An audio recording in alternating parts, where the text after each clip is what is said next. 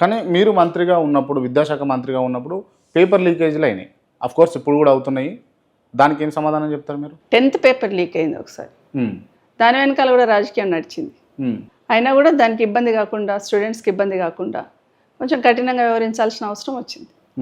ఇప్పుడు కూడా ఇప్పుడైతే చూస్తుండగా వాంటెడ్గా లీక్ చేస్తున్నారు, వాంటెడ్గా చేస్తున్నారు ఇప్పుడు కూడా.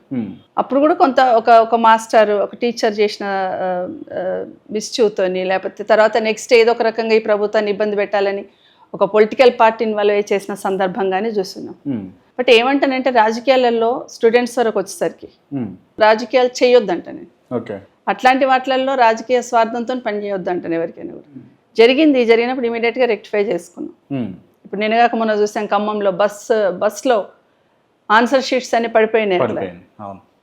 మరీ అంత దారుణంగా అయితే చేయలే కదా. అక్కడ పదవిలో ఉన్నప్పుడు డెఫినెట్గా బాధ్యతగానే పనిచేసే ప్రయత్నం చేస్తాం, అనుక్షణం అలర్ట్గానే ఉంటాం. అక్కడక్కడ కొన్ని మిస్టేక్స్ జరుగుతుంటాయి, జరిగినప్పుడు ఇమీడియట్గా రెక్టిఫై చేస్తూ ఉంటాం. అదే జరిగింది.